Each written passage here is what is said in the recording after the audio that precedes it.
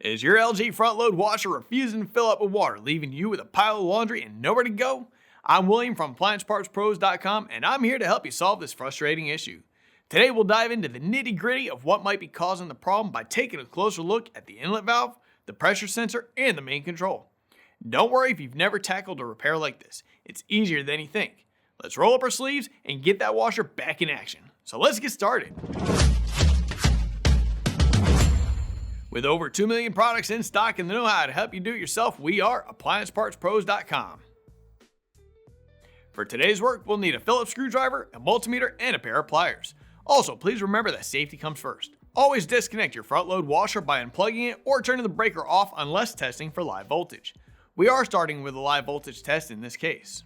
We're grabbing our Phillips screwdriver and removing the 2 screws securing the top panel. Now the top panel can be moved back and lifted up to be set to the side. We're plugging the power cord in for live voltage testing. Extreme care should always be taken to protect against electric shock, which could potentially result in serious injury. Please do not test live voltage if you are uncomfortable using a multimeter around live voltage. We're starting a wash cycle. Grabbing our meter and setting it to volts DC, which looks like a V with a dotted line, we're testing the valve solenoids for incoming 12 volts DC.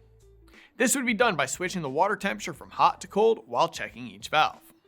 If you'd like a quick review about how to use a multimeter, we've put together a comprehensive tutorial for you, so check out the link in the description. If voltage is present but water does not fill the washer, the inlet valve not passing water through has failed. If there is not voltage, we will need to continue troubleshooting. We're moving to the console, pressing and holding the steam and temperature buttons at the same time. This tells us what the pressure sensor is identifying. We're looking for a reading of 24.6. If the reading is less than 24.6, the pressure sensor is the likely cause of failure. We can verify this by turning the washer off, unplugging the power cord, and testing the sensor. We're setting our multimeter for resistance, which looks like an upside down horseshoe. Disconnecting the wires from the sensor, we're testing from pin 1 to pin 3 and should get a reading between 21 to 23 ohms. If the resistance is outside of this range, the pressure sensor has definitely failed.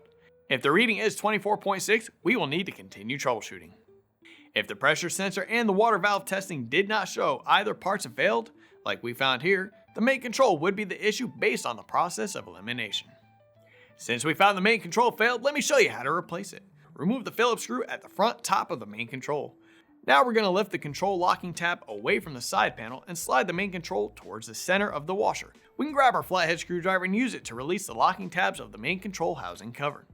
The cover can be rotated out and set to the side. Then pull it away from the side panel. This would be a good time to take a picture of the connections before removing them. It helps with reassembly. We're disconnecting the wires from the main control. Here's the old main control and here's the new one. If you've already got one, great. If not, you can pick one up at AppliancePartsPros.com. We're inserting the wires into the main control, connecting the main control cover, then sliding it into place on the side panel. Secure the main control with the Phillips screw that was removed. Connect the pressure sensor wires back onto the pressure sensor. We're grabbing the top panel and sliding it into place, securing it with the screws we removed at the beginning. Plug the power cord back in, and with that, we're done. Once you've pinpointed the culprit behind your LG front load wash problems, be it the inlet valve, the pressure sensor, or the main control, make your way to AppliancePartsPros.com with your model number in hand. You'll find the exact replacement parts you need, and most orders arrive in just a couple of days to get your appliance back in action swiftly. After your repair, we'd love to hear about your experience, so feel free to share how it went in the comments below. Remember, our team is here to support you every step of the way, ensuring your repair journey is as smooth and successful as possible.